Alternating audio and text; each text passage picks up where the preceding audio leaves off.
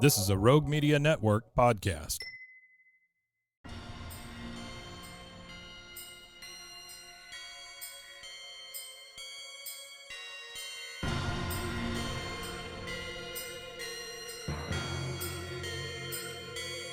BooBaes.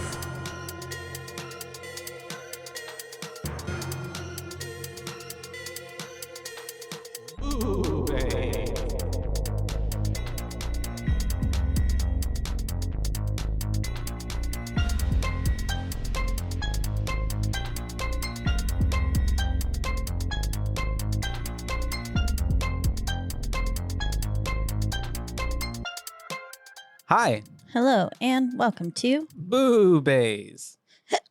BooBaes. That's right. I'm Josh, I'm your host, Caitlin. That and was a mess. it's okay. And today we're gonna come talking to you about one of our listener requests, Barbarian. requested by Miss Nancy. Nancy, thank you, Nancy, for this request. Something that I Yes. had previously watched, Me but as well. it was pretty good. I enjoyed it. I thought it was a pretty cool movie, and we should just get right into it. Yeah, it's directed by Zach Cregger and Mhm. written by Zach Cregger, Yeah, it's his directorial and writing debut. which it's pretty crazy. The last film we covered also was the directorial debut of Mhm. Filippo. The Filippo brothers, Yeah, Danny and Michael. Michael. Yeah. And so we do basically a horror thriller type of film. I would say it's kind of its own kind of ball game because it's monster movie. it touches kind of on a bunch of different genres. Yeah. 'Cause Drama, rom-com, even for a moment there. It really does. Yeah.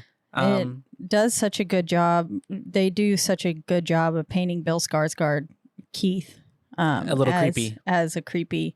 I mean, of course, Skarsgård has such a unique face too that it seems like he just kind of has that inherently creepy. Unfortunately. Yeah. For him. No, But it's also creepy, like but so cute at the same time. attractive. Yeah. I was like, It's this man is definitely- definitely handsome. Well, it's the way that he plays his characters for sure, and the way he, the certain mannerisms as well, and even the cadence and like the speech, even the way Keith would like kind of not necessarily stutter, but like his delivery and his tone and like nervousness in his voice, almost at times was very even coming off a bit like either try hard or he's doubling back to cover up for something. Yeah, exactly. Yeah. Especially whenever she found the room. Yeah. And it almost seemed like he already knew about out. it. Yeah. Yeah. He was like trying to play it down. Yeah. Mhm. It seemed like he'd been caught I could definitely or see something. They did I just love how, and especially from the trailer too. Yeah. Do you remember the trailer? Like it didn't give much away, but what it did make it seem was more of like him being Bill, the villain. Yeah, with Keith being the bad guy. Yeah. Yeah. I remember thinking going into the film that Skarsgård was bad. Mm-hmm. And like they fully had me believing it until his head gets It kind of gave cat and smashed mouse in. movie at first. It gave like Psycho. It gave like, this is gonna go a certain way, and eventually he's gonna try to kill her or something. Yeah, exactly. She's gonna have to try to escape. And I mean, even though there was like the instance whenever he was asleep on the couch and then we see the door close behind her and stuff, that did make me clue in. And then at that point too, I had started trusting him. There's something more here. Yeah. Yeah. But then I was like, oh, well, what if maybe he's got someone else already locked in the basement Mm-hmm. or something, even though we didn't know about the basement at that moment. Mm-hmm. It's still such a good job. I love this movie, y'all. Spoiler alert. There's a lot of ways. Like I feel like this movie almost gives, even like if they put it out with that, like how back in the day you would get DVDs with like, and I think you've done this with different one. How should this play out? Like interactive, like you could choose different roles for which the movie could go. Oh yeah, that would be cool. did- Yeah, with Final Destination. Yeah, because it gave very much like that type of vibe. Like it literally could have went in like several different directions of horror genres, subgenres, other than the way that it went. But yeah, could you just imagine seeing like a ghost like through that? I was just imagining it gave very Talk to Me. Yeah, it was like that's like the exact kind of glass in Talk to Me. But yeah. So I could see it goes through that door. We have Barbarian, you guys. I'll take a picture of the door for y'all to see. We'll post it on our Instagram. And we open up on a rainy house. It's raining on a house, actually. Yeah. Yeah. Which is very eerie. On this creepy little house, because the house looks put together, but just run down enough. Yeah. Like the door with how dirty it is, like that door needed a fresh coat of paint for sure. I could see that. And stuff. Well, and it was the way that it was so dark and stormy around the house, and yet the house was the only thing like lit and framed, and like it definitely gave spooky vibes. And the music throughout this entire I really enjoyed. Yeah. Especially when she's discovering the layer, whatever. And it's like, I know I put in my notes like well-placed soundtrack here, because it had that like plunking that was like dink, dink, dink, dink, dink, dink. Yeah, the synths. And we have our main character pulling up, Miss Tess. And she is... and at this point too, the score is like wailing like behind like everything going on. There's like screams, actual screams happening in it. And then I love the transition shot of it going through the window. And then the music intensifies, and then once we slip through the window we get silence, and we just hear her saying like 831 or whatever, trying to remember the code for the little lockbox for the key. And she ends up ignoring a call from Marcus, which will come into play later.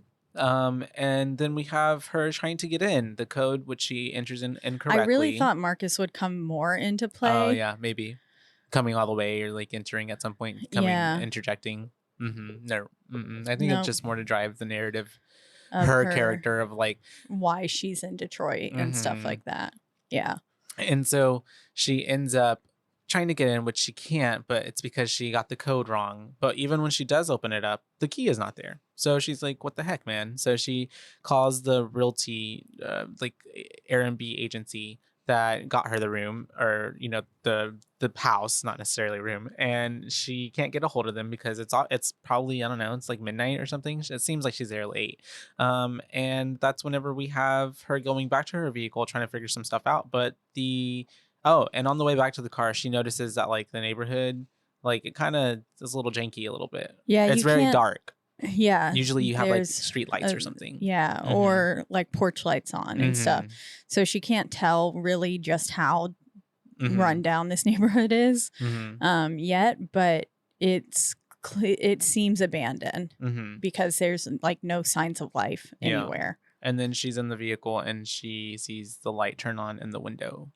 And she's like, and the soundtrack cues it too. And it's like, doom, doom. Yeah.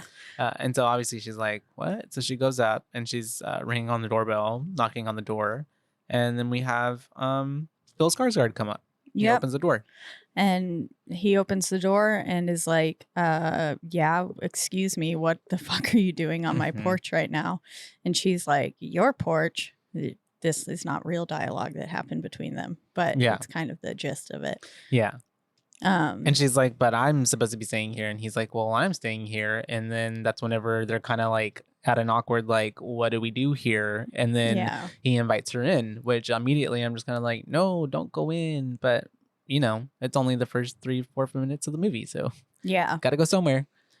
And so she goes in, and as she enters the house, we get a title card. Yeah, and I like how it's really cool. We transition, and she's walking, and then it's like, yeah, and the little bugs crawling on the Barbarian. Yeah, it was really cool. I liked the title card, although I do think it would have been better placed right after he gets his head smashed in, and right as we transition to AJ's character. That's true. I think it would have been really fun had they put it there. Yeah, I can see that. Fresh. Yeah, in between it, and then because the true Barbarian is AJ. Yeah, for real. Yeah, well, and also the dad in the basement. Yeah, but we have her then. Poor mom. Yeah, mama is she's just a byproduct of everything. Misunderstood. Yeah, we have her getting in the house, and she wants to freshen up, but she's like, obviously, like, you know, I showed you my information of me staying here, so can you please show me, you know, your booking information? It's weird the way he's even like, oh yeah, just in case I'm like some weirdo or something like that, who's just broke in here to sleep or whatever. It's his delivery where it makes it sound a bit like more aggressive, than like haha. Yeah, and then he's like, I'm just kidding. I'm gonna go get my phone. He's and then it's also the way he's totally. like, let me find my phone. Who has to find their phone? Most people already know where their phone is. Yeah. I feel like because we're all glued, Maybe we're he all just glued meant to our it phones. wasn't on his person because he was asleep. But even then, why we'd have to find it? Yeah. Yeah. Maybe he just meant Go grab it. Grab it. Yeah. But used weird vernacular. Mm-hmm. Who knows? But basically she goes to the bathroom, comes back out. He shows her his booking information and well, it's like he's like, here's the thing. Yeah, here's the thing. And everything lines up. He had booked it on HomeAway while she booked it on Airbnb, and there was some weird miscommunication where his dates overlap with hers, and yeah, they're basically in a standstill. And they're just like kind of awkwardly like, well, I don't know what to do in this situation. And so she starts looking for hotels, and he says, like, just stay in here because there's some convention creepy out there. Oh yeah. Yeah. He was like, just stay in here. Don't go back, sit in your car. Like, at least stay in here where there's a door and a lock and everything. Like, he was like, I don't know if you got a good look at this neighborhood, and had she seen it in the daytime, she probably would have been a little more like, yeah, let me stay in here. But he's like, just stay in here. She's looking for hotel rooms and she can't find a room. And he's like, oh, you know what? And even the way he brings up this, oh, you know information. What? Yeah. By the way, there's convenient. a convention in town. Yeah.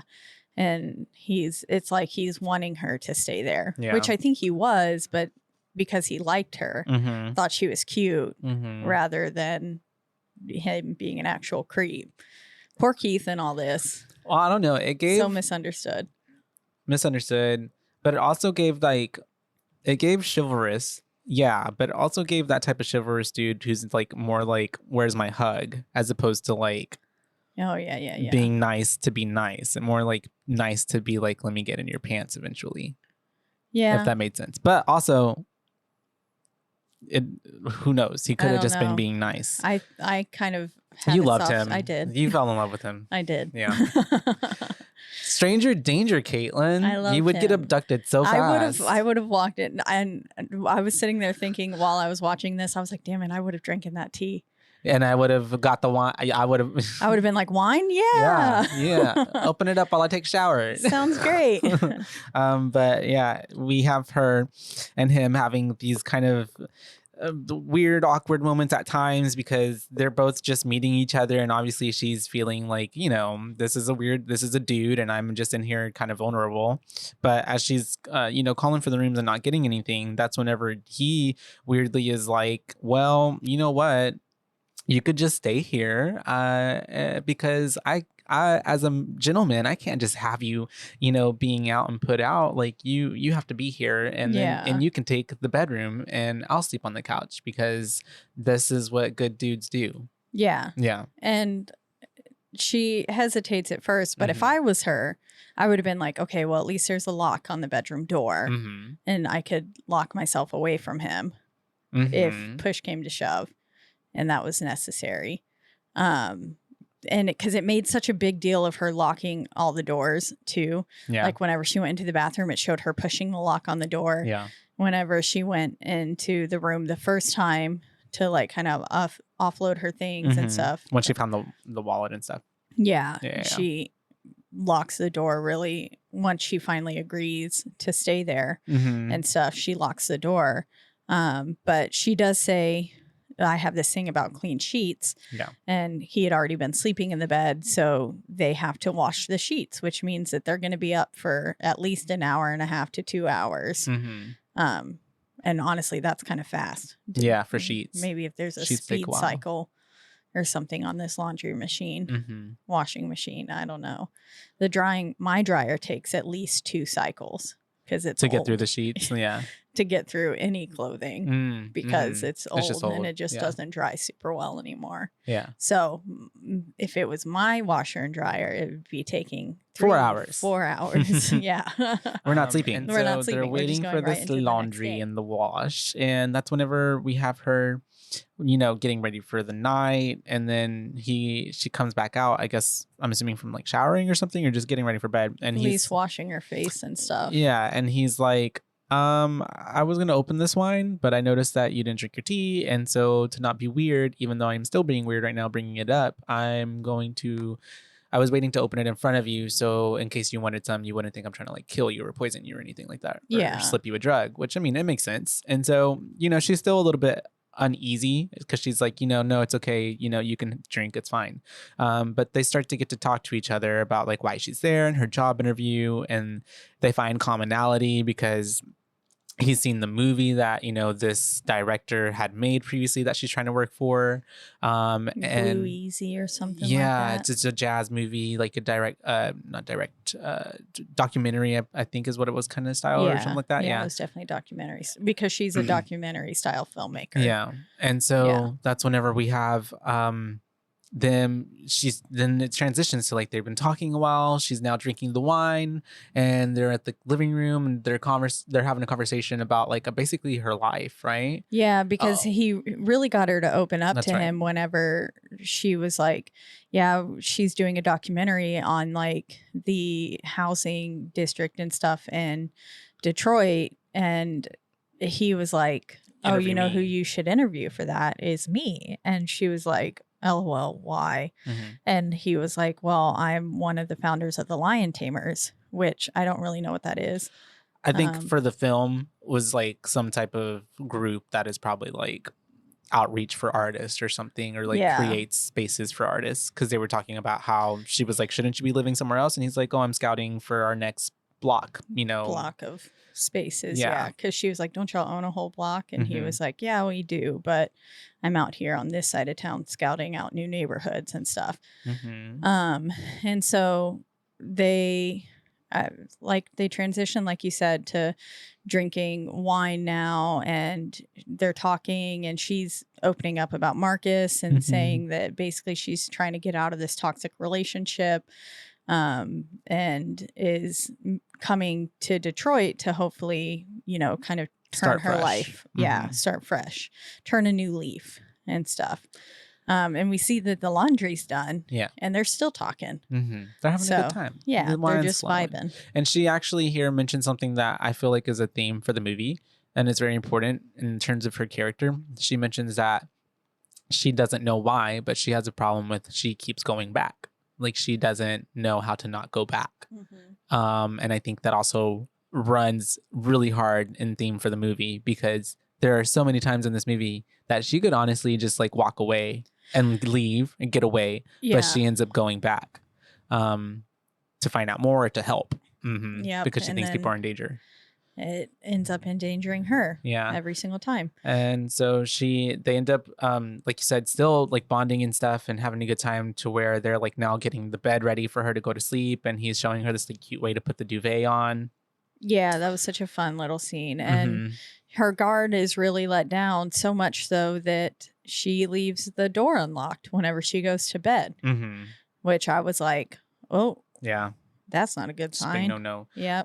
Because now it's nighttime again, or not again, but now it's even later in the night. They're going to sleep, and she wakes up in the middle of the night because we hear creaking like happening behind her, and then she notices that the door is open to the bedroom. So someone obviously opened it up, and she's kind of looking out through the door frame, and she can see that Keith is like, and here's him, he's having some like nightmares. Sounds like night terrors. Yeah, homeboy's having some real bad night terrors. And she is like, whoa. So she and there was a weird, did you mention the weird screeching sound? Sorry. Okay, yeah. Well, no, I didn't mention it, but yes, there was a screeching sound. Yeah. It was like a and then she is like looking at him, and so it turns from like concern for her to like concern for him really fast, because then she's like, going out there, and she's like, Keith, trying to wake him up, and freaked out. Like it's scary to watch somebody having a night terror. But I've been the one who scared people by having night terrors. So I know that it's unsettling for people to watch, because they always wake up, or once I wake up, they're always like, that was fucking terrifying. Yeah.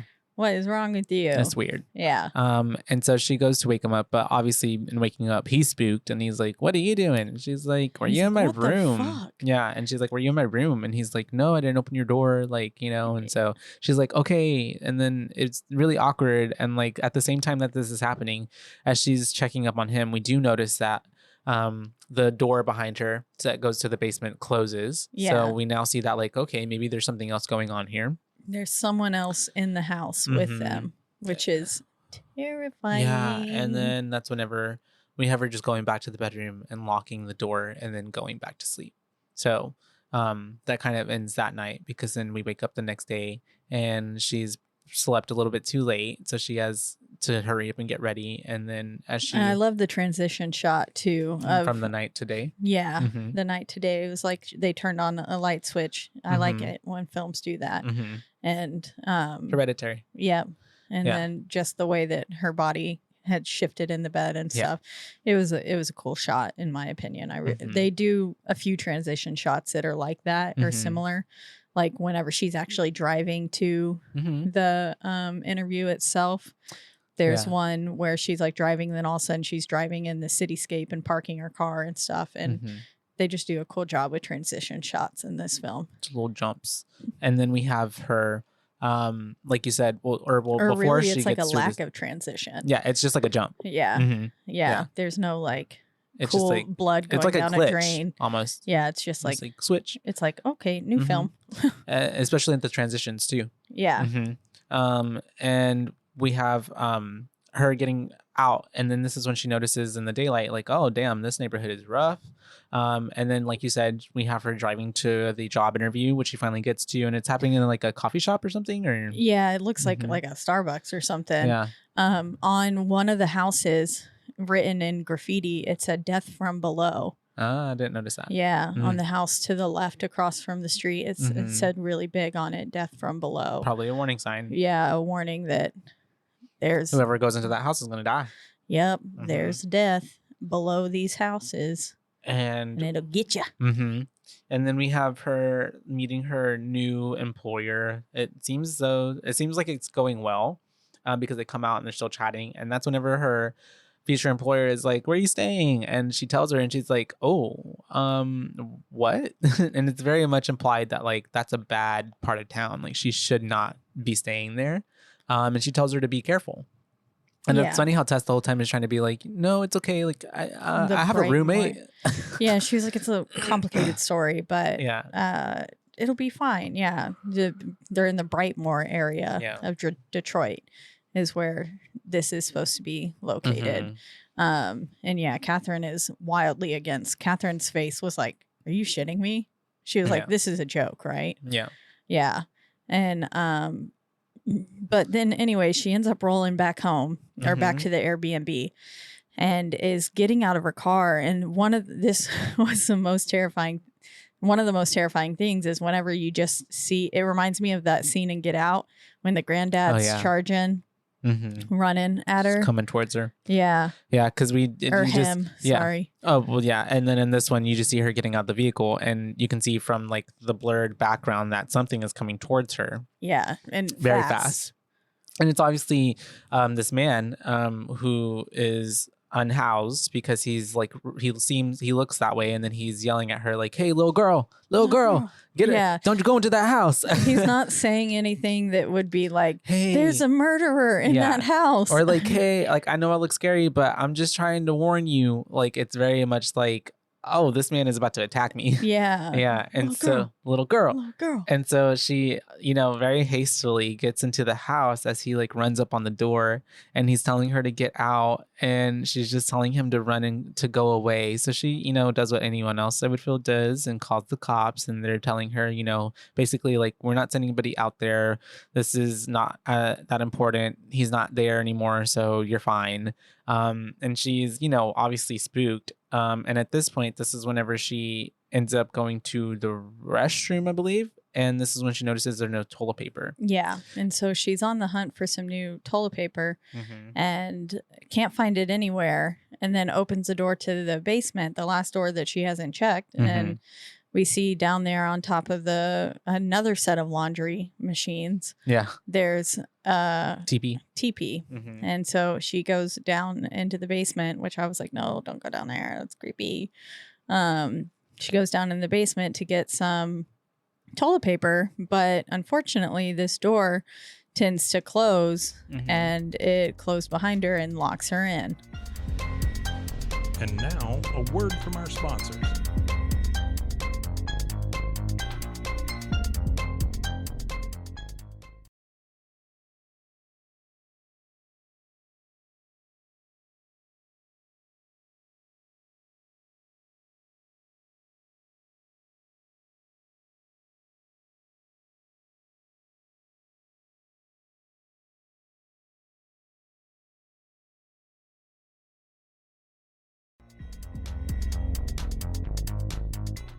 And so since she's locked down there in the basement, she looks down at her pocket and she's like, fuck, she left her phone upstairs.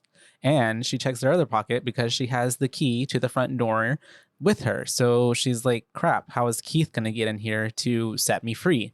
Yeah. So she kind of starts to like look around. She looks out the window. She can't get it open. So then she just kind of starts to like explore down there to see if there's any way or something, or maybe something to help her get out. And that's whenever she looks on one of the shelves and she sees this hole in the wall that has a string coming out of it. And this to me is one of the most spookier parts in the film. It reminds me of, was it His House? Whenever he's pulling on that thing and then it pulls back. Yeah, because I'm thinking like, damn, I would just be afraid to pull on the rope because what if something pulls it back? Like, that's so eerie. And that's what I thought was going to happen. But His House was such a good film. Yeah. But it doesn't. And so as she's pulling that rope, she ends up opening like a secret door. Which was that's pretty creepy. Pretty cool, but also terrifying. Oh, yeah, because it's so pitch black and she can't see anything. And I love how she's just looking at it intently for a good while. And we have the music building up and then it's just like the music cuts out and she's like, nope. And then we just have her, sitting there for a while, just kind of contemplating, looking into this abyss of nothingness. And then she sees the mirror and she kind of gets the flash of an idea, and she grabs the mirror and honestly pretty smart. Yeah. And reflects the light into the void. And she can kind of tell that there's another door at the end of it with the doorknob. So she sets up that mirror to where it's like leaning on some just old junk that's down there in the basement. And she decides to go in, which is pretty brave. Yeah, I'm surprised. My notes say like she says nope, but then leaves the door wide open. And I'm like, I would have closed it. I would have closed that. Yeah, immediately. I would have been like, not for me. Not for me to see. Well, even when she's shining that light in there and she's looking around, it's still super scary because I was also expecting her to like shine that light in there and then it like something be there. Something be there. Yeah, exactly. I wasn't expecting it to go empty on as long as it did. Oh, yeah. And so, it was it's pretty smart, but pretty terrifying that she does this. And this is where the soundtrack's so well placed as she starts walking towards the door. And I was like, girl, do not go in there. And but she does. And she finds like a creepy sex dungeon looking thing with this room. It's got this like completely stained mattress and this camera in the corner and a bucket, which whenever she finds Keith, I love how Keith just only focuses on the bucket and not the camera. Bucket. Yeah. He's like a bed and a bucket and a camera and but just the way I was like, God damn it, there's a bed and a camera. That's a bad sign. It's not a good sign. Not a good sign. And a bloody handprint on the wall. Yeah. Yeah. But as soon as she sees that, she kind of stays in there longer than I would. Oh, and even walking in there, I was thinking like, damn, this door is about to close behind her and Keith's got his next victim. Yep. That's what I was giving. Yeah. That's what I thought was going to happen. But no, she ends up being able to walk out of there because she's obviously like, okay, there's something fucked up about this. Yeah, some scary shit is going on. That's whenever she hears Keith arriving outside. And so she goes up to the window and starts like, hollering for him. And she's able to open up that little window and give him the key. And whenever she gets upstairs, that she's having this whole freak out moment with him, telling him like, we got to get out of here. Like there's something terribly wrong here. Yeah. And he's kind of stopping her, like quite literally blocking her from leaving, and which seemed suspicious. Yeah. Yeah. And then he was just like, she's like, we got to get out of here. There's a room with a camera and a bed and a bucket. And we need to leave. And then that's when he's like, a bed and a bucket. Yeah. And it seems like he's really stalling at this point. Come on. Yeah. And he's like backpedaling. And she wants to leave, but he's like, look, you know what? Forgive me for just like not wanting to leave scared because you're telling me this and that. Like, just wait here for me and I'm going to go check it out and then we can go. Yeah. Basically. And so that's what he does. He goes down there and this makes him seem even more suspicious too. Yeah. Whenever he gets down there and really isn't answering her calls. Stops responding. Yeah. Because then at first he's like, yeah. And then all of a sudden he disappears. And she goes all the way back into the sex dungeon and like is looking for him and he's not there. And then she realizes that that back wall is actually a door. Yeah. And it leads more into more room space. Yeah. And which is pretty freaky in itself. Yeah, those steps, terrifying. And if I was Keith, I would have been like, yo, I found these steps. Let's go down them together. And I don't know why he didn't do that. And also, yeah, because it's so creepy as she's yelling for him and he's not responding. And then when she does start to like, you know, call out his name from up top, you can hear him now screaming for help. And he's like, please help me. Yeah, help. Which made me feel like, oh, he's trying to lure her down there. It. Yeah. Yeah, I thought he was faking it. And so what does she do? She starts going down these really like narrow and like, what's the word? At an incline, like at any moment, steep. Yeah. It looked like she could have fell and like just tumbled all the way down. But they literally look like they're going to hell, which is pretty terrifying. And so she's walking all the way down, ends up coming to this to hell. Fucking like, it looks like those metal gates from like Titanic, like on the elevators, like type of situation. Oh yeah. And then she goes past that elevators, and she starts to find what the cages that are there with the bowls. Yeah, as she's like going underground further. tunnels that have these offshoots of little like coves on them. Yeah. And yeah, there's one that has like 4 cages with like a dog bowl in there. And all while Keith is still screaming like in the background, pleading for help. And they're then like the cages are like bloodied too. Oh yeah.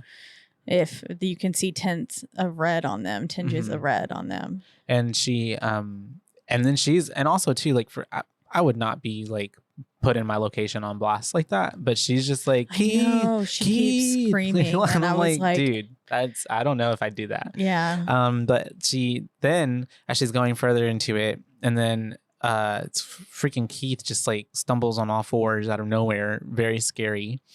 And he's like coming up to her. Yeah, the way he crawls up is honestly so terrifying. Well, because he also has those eyes that are very like, when everything else is dimly lit and you just see the eyes, they're scary. Yeah. They're big. They're and so his little Pennywise eyes. She why he did so well with that role. Ends up getting spooked, but he's like freaking out and he can't really calm down. And she's like, we gotta go. And he's like, someone's down here. And been bit. Like he's like, someone bit me. And she's like, what the fuck? So they try to she's like, we gotta go. And he was like, no, it came from that way. Like, we can't go back that direction. Yeah. And she's like, no, we have to go back this way. It's the way out. And he was like, no. And then all of a sudden, from behind him, this giant monster creature lady comes up. She's butt naked and her little titties just swinging around everywhere. And she takes little Keith's head and just like a melon, just starts smashes it against a wall. My favorite thing. Poor guys. What's with the past 2 movies having both the eyeball thing? Because Talk to Me had the eyeball with Riley, and then Riley also smashing his head open, and then this one having Keith's head smashed in, and then spoiler There's alert, a lot of AJ's stuff. eyes getting turned to jelly. Didn't even Maloom have some like head stuff?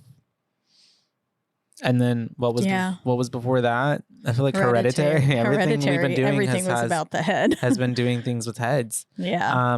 I think even before that, but we do have Keith being taken out. So then we're like, what the fuck? And then we just have it cutting out, and then we cut to what I would say is our like second act of the film. Second part of the movie. Yep, and we're with a really happy, upbeat song. This is where I think it would have been perfect if they would have put the title card there. Yeah, because then we're with AJ, aka Justin Long's character. Yeah, driving along the like California coast. It looks like. Yeah, beautiful. And he's singing about Ricky Tikki Tavi. Did you ever read about Ricky Tikki Tavi? No. Oh, what is that? Ricky Tikki Tavi, the mongoose. What is that? He like saves a little kid from a snake. Oh, no, I didn't know that. Yeah. And I guess it's supposed to be ironic, maybe, or something, that he's singing that. yeah. And then I wonder what the significance of the snake was in her dashboard. Oh, yeah. Because it kept showing that multiple times. Oh, you're right. Yeah. And then with the song of Ricky Tikki Tavi killing the snake, That's I wonder true. if he's the Foreshadowing. snake and she... The mongoose? Or at least... Because mongoose are still terrifying and can be bad. I don't know much about mongoose. I'm pretty sure they can still be very dangerous. I'm picturing an anteater for some reason, and I know that's not a mongoose. A little aardvark. Well, mongoose do look, I feel like, kind of similar. Yeah, let's mongoose. Boom. But yeah, we're with him in this little holly-go-lucky kind of scene of him driving along the highway, and it's cut abruptly. They look kind of like a little fox. Because he gets a phone call from his agency. Or like, what are those prairie dogs? Oh, I kind of see what you mean. Almost looks like a meerkat. Timon. Meerkat, yeah. Timon's a meerkat. Yeah. Right, yeah. Timon's a meerkat. But they do look similar, like, to prairie dogs. I think prairie dogs are more chunky. And meerkats are like... I think snatched. Meerkat's more like a ferret. Longer. Yeah, definitely. And the prairie dogs are more stout. Yeah, and they kill cobras. The prairie dogs or the mongoose? The mongoose. Yeah. Are mongoose from a different country? They're pretty cute. Are mongoose from Australia or something like that? Probably. Something that has king cobras. The outback. And so I'd pet one. The phone call from this agency is telling him basically like he has some allegations being brought up against him from an actress named Megan, who I guess he had worked on a stint previously. And the allegations are that he sexually assaulted her. Yeah. The R word. Getting accused of SA. Yeah. And he basically is getting kicked off the pilot episode that he was on, and he's getting out. Fired. Yeah, he's getting fired. And so he goes to his wealth manager and to try and figure out exactly how much time he has left before he's out of money. And we figure out that he has all of 3 months before he reaches zero with all the legal fees and with zero money coming in. Yeah. And he obviously, I mean, and throughout the whole phone call and his whole, his tone, the way he's handling the situation, we can already paint that he's probably not the best dude. He's a dick. And these allegations are probably true. And so we have the accountant, and then also at this moment telling him, like, I think you need to find other financial representation. So he's getting dropped by his accountant essentially as well. So this is whenever we do have talk of his other properties being mentioned, because he has rental properties, because he doesn't necessarily want to sell his house that he lives in. He wants to sell these little homes and stuff. But even the financial manager is like, you could do that, but it wouldn't buy you that much more time. And so AJ is really stubborn. So then he's just like, okay, whatever. So then we have him catching a flight. He's on his way to Detroit, all while like the story's breaking out. He's reading articles online. It doesn't look too great for him in this situation. I figured it out. What happened? I looked it up. The snake charm in Tessa's car acts as a wildly understated foreshadowing, pointing to the mother, a Medusa figure of revenge warped irreparably by the violence of man. That's deep. It is. Yeah. Yeah. Well, it is. Yeah. Everything perpetuated in this movie is pretty much caused by the man. Yep.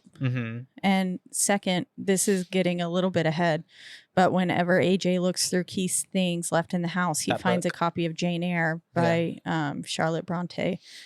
And Jane Eyre, a man locks away his wife, Bertha Mason, in a secret room only for Bertha to get free and cause a bunch of strangeness, culminating in a massive fire.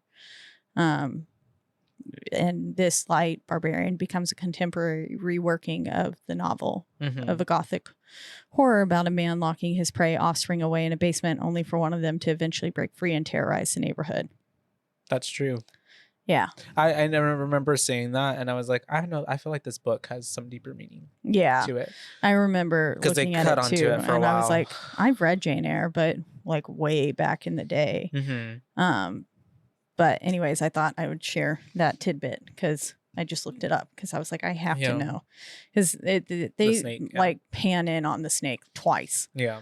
and so I'm like, it's got to have some Meaning to significance it. in this film. Yeah. And we have him then arriving to his rental car, and he's on the phone with, I'm assuming is one of his lawyers, and he is, you know, talking to the lawyer about how he is now in Detroit. The lawyer is like, you should not have left the state, like this looks very bad Yeah. for optics, like That should have been like, obvious. the Yeah. man's not the brightest. Not at all. And he's very what's the word, absorbed. Yeah, narcissistic with the like everything that serves himself, self-serving. Yeah. And so obviously he is being a jerk even to his lawyer, I guess, on the phone. He's like, I've got to, liquidate, so I'm here for work. It's not for pleasure. And so he ends up definitely not on the lam. Yeah, he says he ends up going to this booking not like a realty place, I'm not sure, somewhere where they have the keys to the house, his property, and he's like, hey, I'm here to pick up, and she's like, oh yeah, so and so said you'd be here, and she's like, 476 Barbary, huh? And we already know that Barbary is the house that all this shit is taking place at. Yep, we're already in, so it's connecting right now. And so he gets there and he gets into the house, and this is when he notices that there's like people shit there. Yeah. And so he calls to be like, what the fuck? Someone staying here? Like someone living here? Do I have squatters? Yeah. And they were like, the last tenant should have checked out weeks ago, which so now we know it's been weeks. Yeah. That Tess has been there. Yeah. Tess has been locked away. And he's basically like, what? So there's no maid service that comes? And they were like, well, the maids come whenever people rent it out. And no renters means no service. Yeah. And so that nothing had happened. And he's getting a little bit rude with her. So she's just like, have a nice day. Have a Goodbye, good day. sir. Bye. And just hangs up. All good for her. And then also I would be a little pissed off if I was having people manage my property too. Mm-hmm. And it was like they weren't regularly checking up on it. I guess so, yeah. Especially but I mean, that in makes a neighborhood sense, like that. I feel like that does make. I feel you though. I don't think I don't think he should have been yelling at her. Yeah, by for any means. Uh-huh. But I would have also been. You could see the problem as well. Yeah, I would have been a little upset too. But yeah, then he goes out. He calls his buddy. He gets a call from his buddy after talking with his mom, and his mom was like, "What are we supposed to tell people?" And then he basically clearly doesn't have a great relationship with his family. Oh yeah, he's brushing it off, and especially because she like wants him to come home, which is Detroit, which we're finding out, and because she's like, Detroit is just 4 hours away, and he's like, whatever, cuts off because he's like, oh, I've got another phone call, Mom, this is work. And so this is whenever he ends up getting a phone call from his friend, and he ends up meeting his friend out for drinks at the bar. And his friend's basically like, well, just tell me what happened. And he says something along the lines of, she just took some convincing at first, which is like, I'm a persistent guy. Yeah. Yeah. And he's really selling this character well, of like making you hate him. Oh yeah. Justin Long plays a phenomenal asshole at this film. He does such a good job and I love Justin Long as an actor. I think he's done some wonderful things like Accepted. You love a good comedy. I do. Yeah. Except I love me a good stupid comedy. Yeah. Like Will Ferrell humor. Yeah. Yeah. Accepted. Yeah. Dodgeball. Yeah. Dodgeball's a great film. That's a good one. Justin Long's in that. And he ends up just kind of digging his hole even more and more because he gets back home and starts drunk dialing her and calling her and just like on the phone is like, if I did something to offend you or hurt you, I am so sorry. But like, it's just really bad. It's really cringe. Yeah. And he's incriminating himself. Oh yeah, for sure. As well. And he's like, I'll just apologize to you. Like, you can just call me again and I'll keep apologizing. And so it's like, it's too late to apologize. Yeah, very much so. And then we transition to the next day. And he is like, throwing up. He has a bad hangover, but at this point he starts to notice more stuff from who was staying there. So he starts to go through their shit. I love how he just fucking tosses Tess's laptop after opening it. Because he doesn't care about anything. but himself. Yeah. He just like is No like respect. chunk. Yeah, and he ends up kind of searching around through the place, and then he ends up going into the what's it called? The basement. Because I think he remembers whenever he got there, because Tess had left the chair on the door, so it was open. So he goes down there, and before he can even get all the way down there, he hears like a thud, and so he's like, "I've got a gun, and I'm gonna shoot not you. afraid to use it. Yeah, kind of thing. or you can come up and I'll let you go." Not very convincing at all. But he ends up going down there and he sees like the door open and shit. And then he goes further in. And that's whenever he goes and sees that room. And like you would think a normal person would be like, oh my God, what's going on? But he ends up immediately Googling, can underground rooms be counted as square footage? Square footage, yeah. And so he's down there like with this measuring tape trying to literally get the dimensions of the floor, the layout. The door wasn't really like, because whenever he went down there and the door wasn't open anymore, and like you could see the outline of the door. I was like, the door wasn't super secretive, especially once he was standing, because he went and stood in front of the mirror propped up. Oh, that's right. Yeah. And notice like, oh, what is this doing here? Yeah, and then he saw the rope and pulled it open and stuff. But I was like, that door wasn't super well hidden in the first place. It looks clearly like there's a door there. But anyways, yeah, he's measuring. He looks it up, and even a finished basement can't be counted as square footage in the house, which is kind of weird. I feel like it should be. Yeah. I feel like the basement should be included in the square footage of the house in general. Yeah. I don't know. Basement bedroom, super cool. Terrifying. Too many ghosts. We've seen yeah. Too many horror movies. What's that? Which one? The Connecticut? Haunting of with Ryan Reynolds that we Amityville Horror. Yeah. Where he goes and sleeps in the basement and the stuff starts talking to him.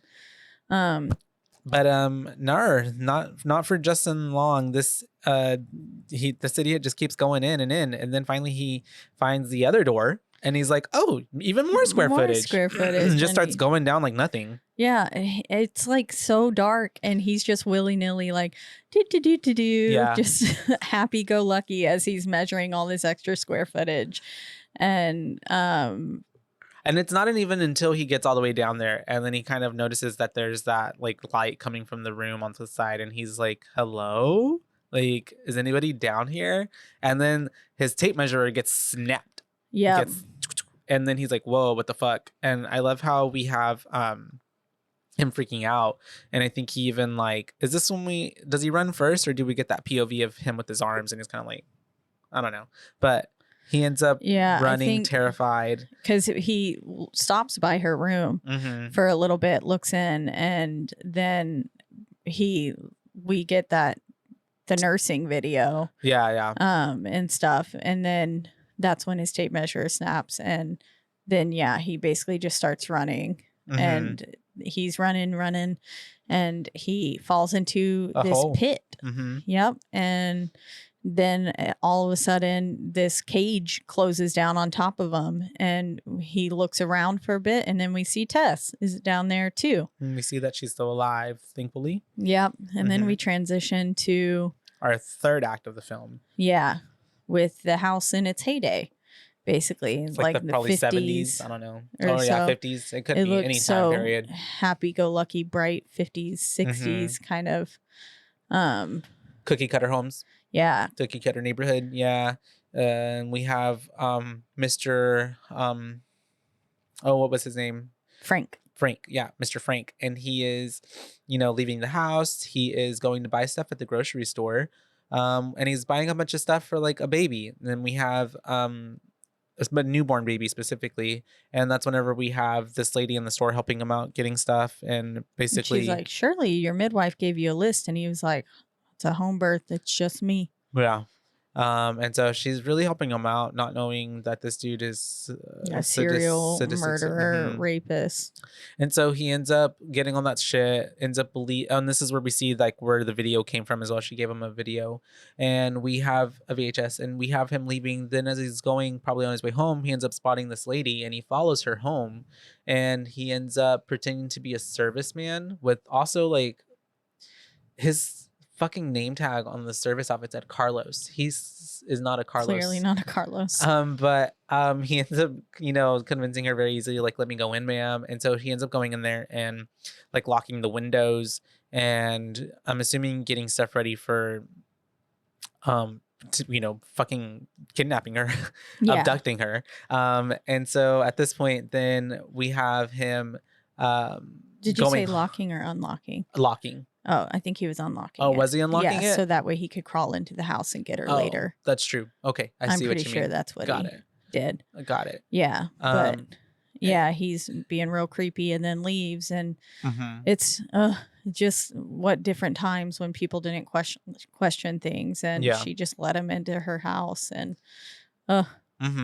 and he ends up going back home, and then that's when we have his neighbor coming up to him being like, hey, like, before you see the signs and it gets awkward, like, we're gonna be moving, the neighborhood's going to shit. Yeah, the neighborhood's going to hell. And then little do they know that he's the reason why. He's asking Frank, like, are you gonna move too? And Frank's like, no, I'm not going anywhere. So that's why we get, knowing like that, why they stay there forever. And then we have all of that happening. He walks back into the house.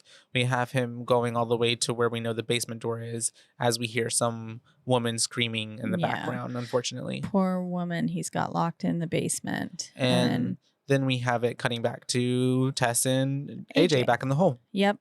And basically at this point, we figure Tess is trying to explain basically the rules of survival to AJ, and is like, whenever she comes, don't freak out. You absolutely must not freak out. You just have to remain calm and do like what she says or what she wants. Yeah.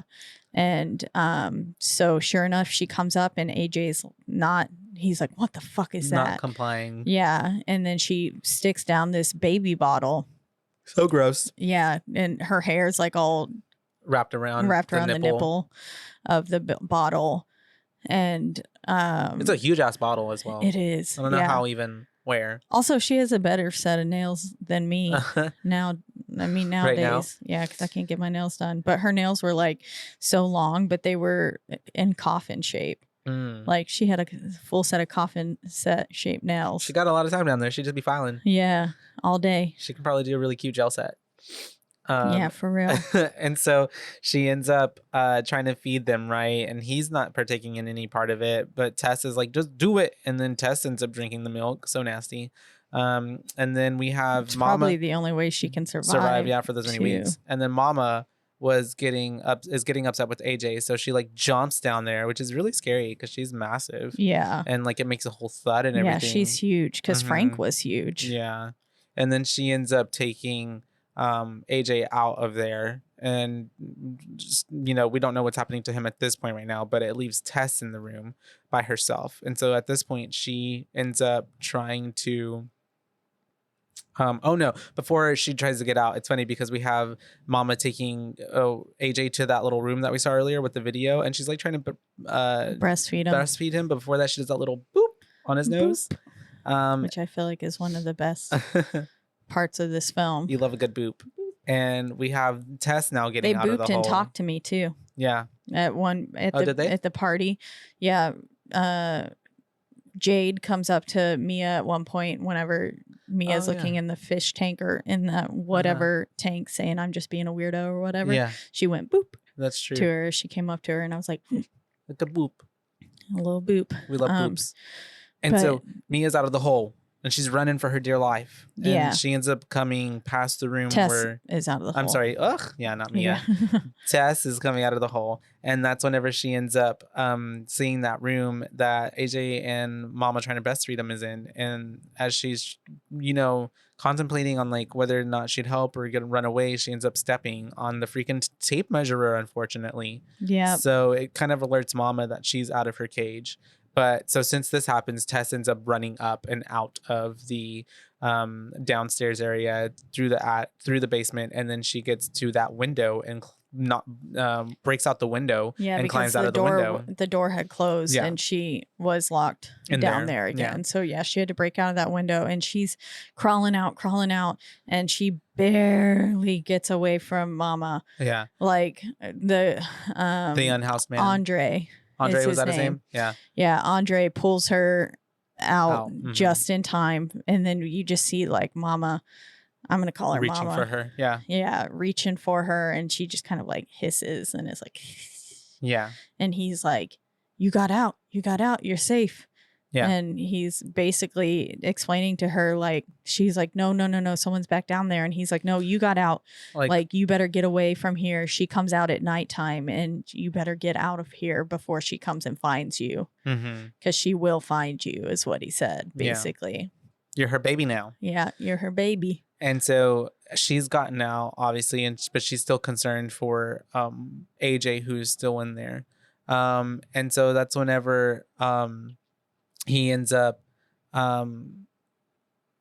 she ends up, we cut back to AJ, and he's running away from her at this point because she obviously, was chasing after Tess. And this is whenever he ends up running so much that he comes across that room, and then Mama comes up, but she is obviously spooked of this room. So it's kind of leaving you thinking like, damn, what is she afraid of that?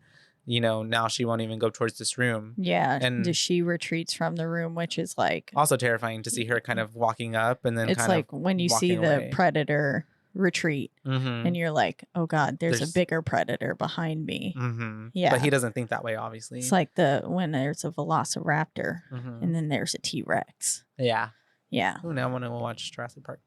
And so she ends up he ends up going into the room that's behind him, and it's basically like a bedroom, essentially, an old or a lair. And so this is whenever we do cut back to Tess, who has now made her way to some gas station or area, I guess, and she's trying to talk to those cops, who are not giving her the time of day. Yeah, the cops think that she's just some like crazed addict, drugged out, individual who's been on a bender for days or something.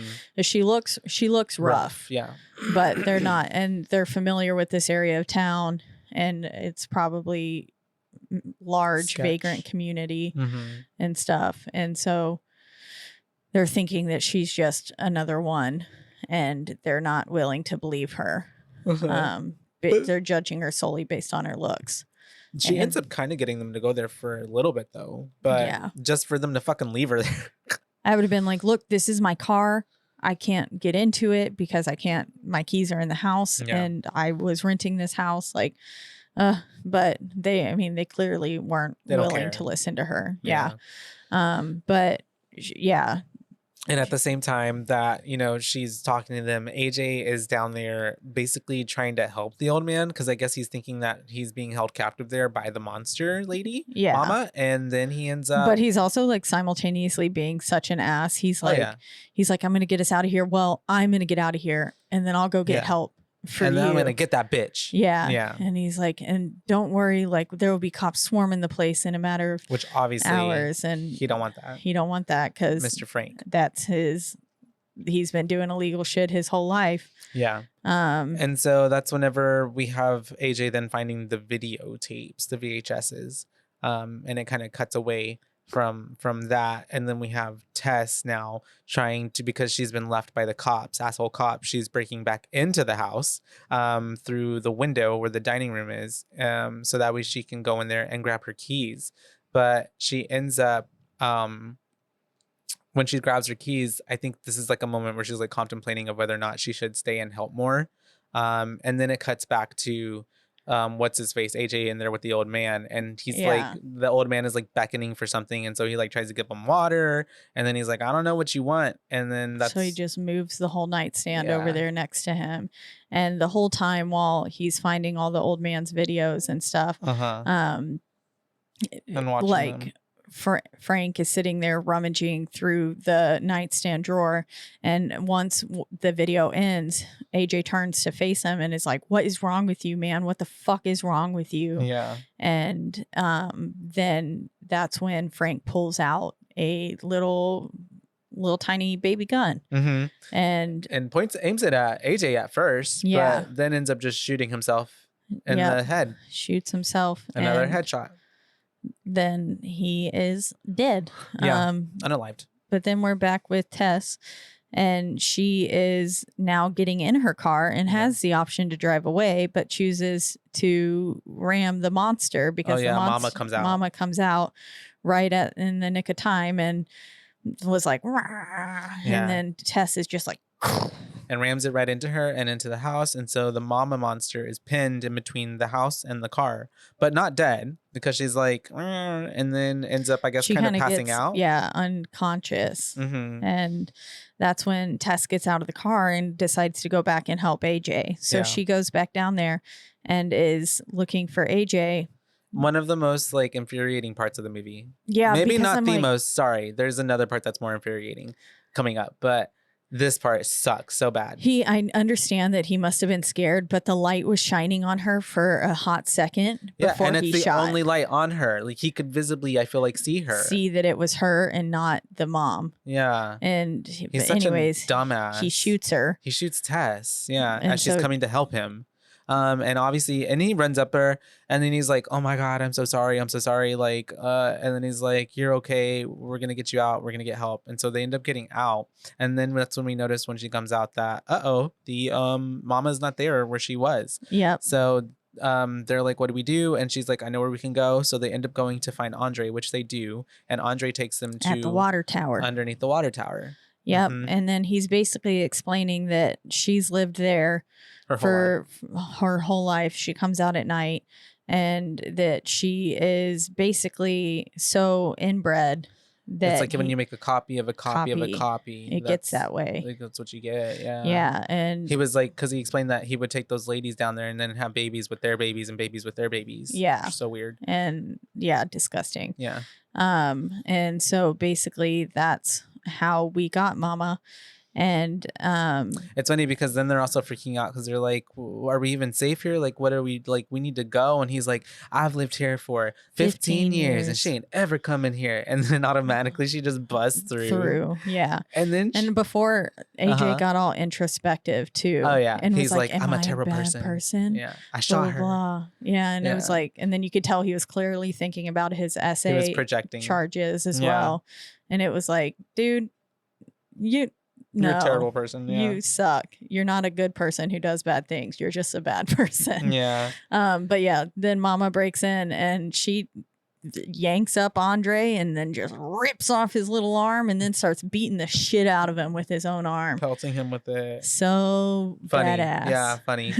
She's just like a rag doll, just like, wow, wow, wow. And then we have them running up the stairs of the water tower. I like Mama. Yeah, and she's honestly misunderstood. She's not really doing anything bad. She's honestly protecting her own, her child. And then that's whenever they're running up the stairs of the water tower, kind of going up on the side. And man, poor Tess is fucking shot. So she's struggling here. And AJ's just leaving her in the dust. And he's like, come on, come on.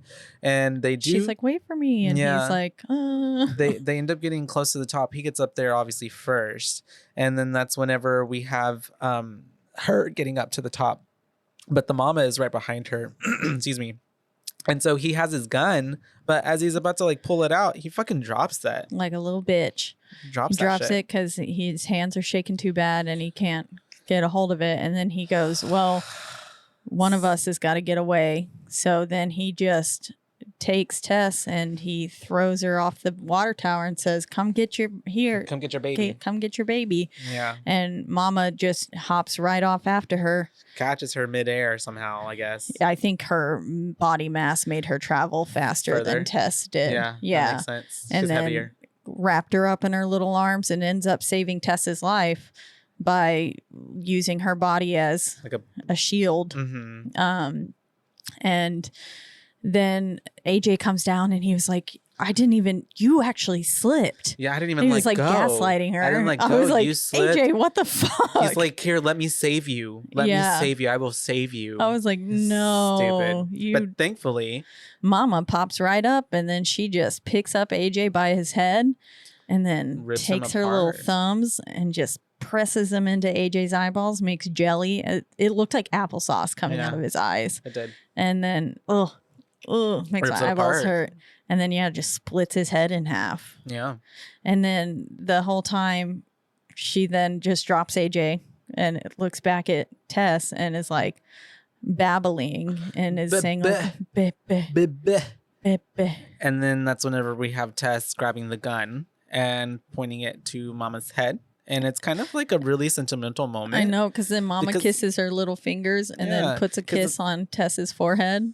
Because it's almost like Mama even knows like what's about to happen, and she's kind of giving her like permission, like it's to shoot her. Do it, Pepe. Yeah. Do it, Pepe. As long as my Pepe lives. Yeah. And then Tess shoots her. Shoots her, and then roll credits. The credits come on, and then we flash back to Tess getting up and walking away. Tess walking away and like stumbling. Yeah. And this is a fantastic version of where they took a happy song and made it creepy. Because with that "Be My Little Baby" song, that not "Be My Little Baby," not that one. No. But it was a different one that also said "Be My Little Baby." They did a great job of taking a happy song and making it creepy. It actually had some relevance, unlike "Smile" and "Lollipop, Lollipop." Oh, yeah. This one was good. But yeah, that is 2022's Barbarian. Yeah, which was pretty good.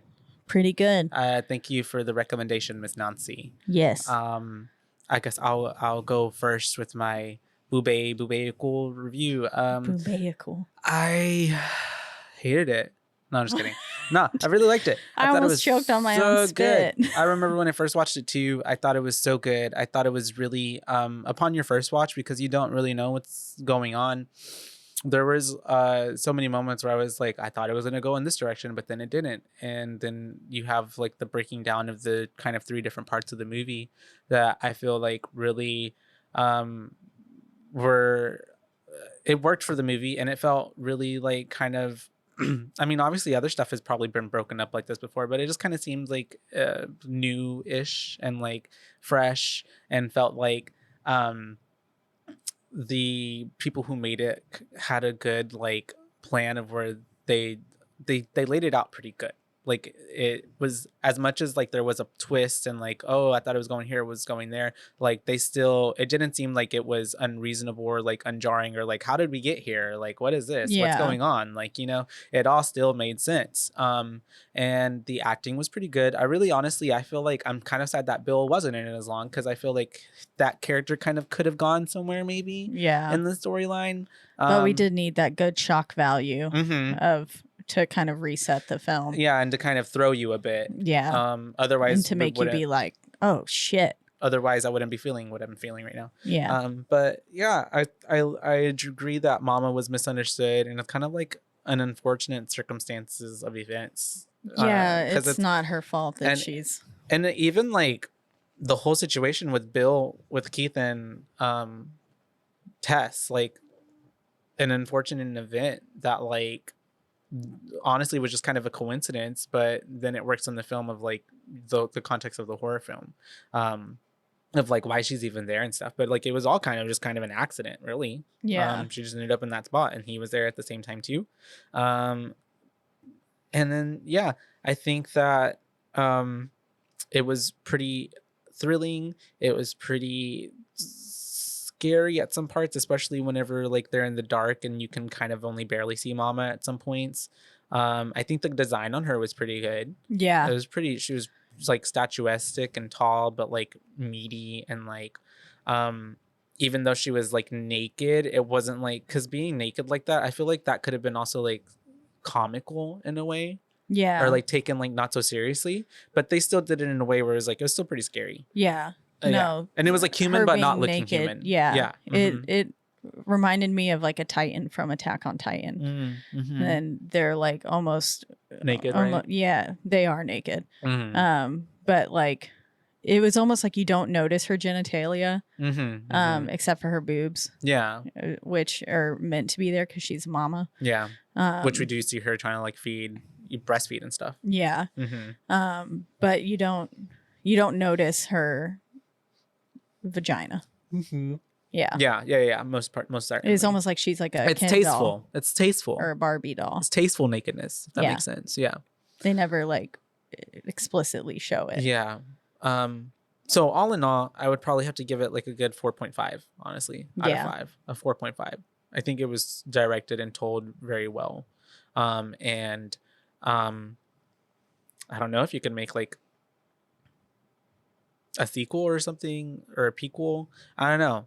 It's cool. I don't necessarily want another movie of this, like a Barbarian, but like I want more people to look at this movie and be like, we need to make more films like this, kind of, if that makes sense. Yeah. Like how definitely. to make a good film. Here's an example. Here's an example. Take Barbarian. from what you will and make a good film now. Yeah. Mm-hmm. Yeah, because it really is such a great film. Mm-hmm. I really love it. You want some fun facts? Yeah. Let's see. The script started out after Zach Cregger read the Gavin de Becker book, The Gift of Fear, which encourages women to trust their intuition when confronted by obviously dangerous men. He used it as a writing exercise and began crafting a 30-minute short that consisted entirely of a conversation in which a woman continues to ignore a mounting series of red flags. He liked it well enough that he knew he had the makings of a longer film and began conceptualizing a broader story for the characters. Cool. Yep. Yeah. Zach Cregger originally offered the role of AJ to Zac Efron. Oh, interesting. Yeah, Efron turned it down, causing Cregger to rethink the role and then offered to Justin Long, who accepted. Mm-hmm. The Hollywood Reporter expose on AJ is written by Kim Masters, who is a real-life reporter at the trade publication. In the wake of the Harvey Weinstein cases, she became known for breaking stories about men in the film and TV industry who had been accused of sexual assault. The film is set on 476 Barbary Street. The year 476 was when the barbarians invaded Rome. Director Cregger insists this is unintentional and purely coincidental. Wow. Sometimes things like that happen in life. Yeah. But also people love to like connect dots that aren't even there, if that makes sense. Even though I guess it was a coincidence. Yeah. Mm-hmm. Richard Brake shared a story on Instagram about attending a late night screening of the movie, noting that a particular group of teenagers sitting a few rows behind him were really into the film and were terrified. When it was over, they were leaving the theater using the flashlights on their phones. When the light accidentally caught Brake's face, the teenagers recognized him from the movie, then screamed and ran from the room in genuine fear. So Richard Brake is Frank, yeah. Mm-hmm. That makes sense. I would be terrified too. Right? Life imitates art. Yeah. Art imitates life. Did we get Nancy's? Mm-hmm. Okay. You want to read it? Yeah, sure. So Nancy says, it's funny. So I don't know how to feel about this movie. Don't get me wrong. It wasn't bad by any means, but it wasn't what I expected. Kind of unsettling, which I guess was the point. The early interaction between Keith and Tess are all too familiar, being a woman in a male-dominated work environment, and I've been in many Airbnbs before, so the thought of someone living underneath me and watching me while I sleep is terrifying. Yeah, it really is. The film was funny and at times at the expense of the horror, but it's commendable for taking a stab at something fresh. The mama character is scary as fuck, and if I ever came across her, I would probably just let her take care of me. The twist kept me anticipating what was going to happen next, and by the end of it, it all definitely will have me rethink about booking my next Airbnb. 4 out of 5 boobs. Good. Yeah. Yeah. I don't think any of the comedy aspects came in at the expense of the horror, but otherwise I agree. Yeah. I feel like the beginning of it definitely felt like more rom-com vibes with a tinge of creepy as opposed to like, you know, what I guess most people feel like a horror movie would naturally be or should be, like jump scares and like all ominous and creepy the whole time. Yeah. I guess. Which I appreciate that this film didn't really rely on jump scares at all. Mm-hmm. It did such a good job of being unsettling anyways. Mm-hmm. I think what's your boo rating? For me, I really enjoyed this film the first time I watched it. I didn't get to see it in theaters, but I did watch it at home once it came out on HBO, and I watched it with Andrew. Andrew was legitimately terrified. Sorry, Andrew. That's funny. No, that's awesome. Like that's whole the time. Point of a scary movie. Yeah, he's not as into scary movies, but he does like to watch them, and he really enjoyed this film. He thought it was really good. That's good. And that it did make him unsettled. So I agree. It was creepy. It was really creepy, and it has me rethinking Airbnbs too and stuff. That is true. You never know. Yeah, what's in other parts of the house, or like then there's like kind of like the 13 cameras situation where there could be cameras and also terrifying. But overall, I thought this was a fantastic film. This film has everything. It does. It really does. It's got, it's got a tint of romance. It's got a little bit of comedy. It's got a lot of bit. Yeah. The boop. Literally her trying to breastfeed Justin Long. That's a bit laughable. Yeah, that is.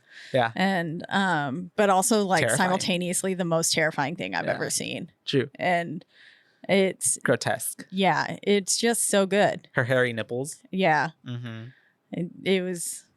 Yeah. And even the milk coming out of it looked like yellowy, rotten milk. Yeah. Like puss. Spoiled. Mm-hmm. Puss. It's puss. It's not even milk. It's just puss coming out of her. Puss. It's just puss.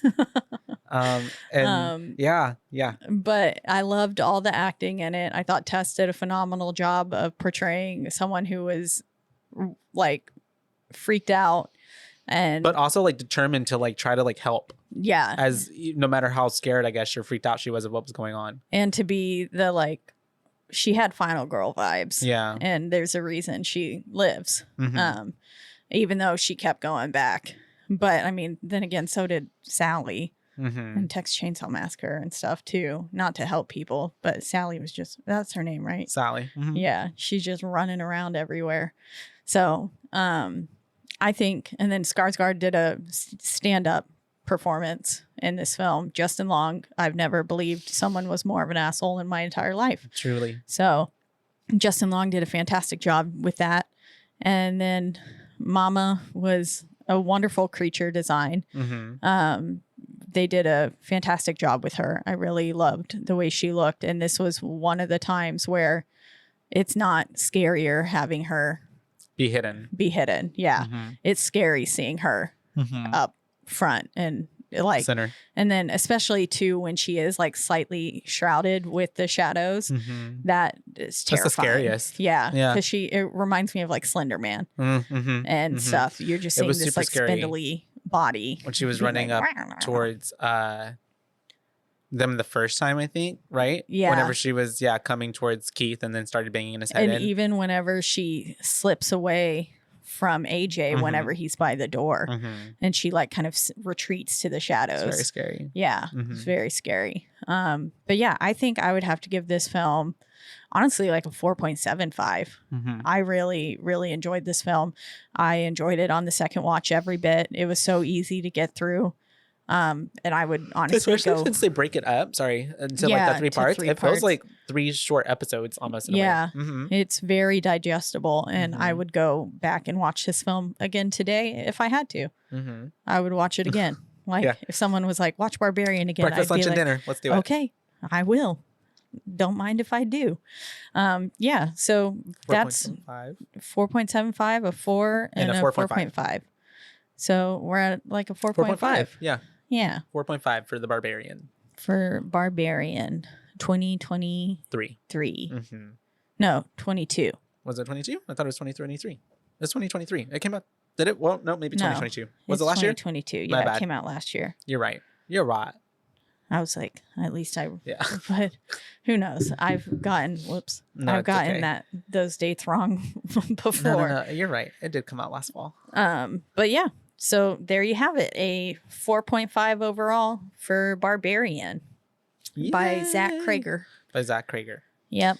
Once again, we're in the lovely Rogue Media Network studios. That's all, folks. And they take good care of us. You can listen to our podcast and other podcasts on their website called roadmedianetwork.com. And you can listen to them, also us and them, on a slew of podcasting platforms, the biggest two being Spotify and also Apple. But wherever you do listen, don't forget to rate, review, like, and subscribe. That's right, because that is the only way we can get ahead in this world.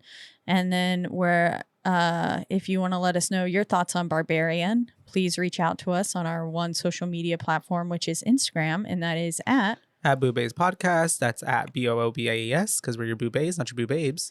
Yep. And then if you want to keep following along with us for this spooky month of October and keeping up with the other films that we'll be watching, make sure you follow us there, and then you'll figure out what we're going to cover. Yeah. Because I don't think we know what we're going to cover. But we're going to find out. Yeah, we could do Tusk with Justin Long. We could. Keep Justin Long in the mix. Just Justin Long for the rest of the year. Justin Long, everything. There's a lot of horror movies. Yeah, he does have quite a few. Love them. But until then, bye, Baes. Bye, Baes.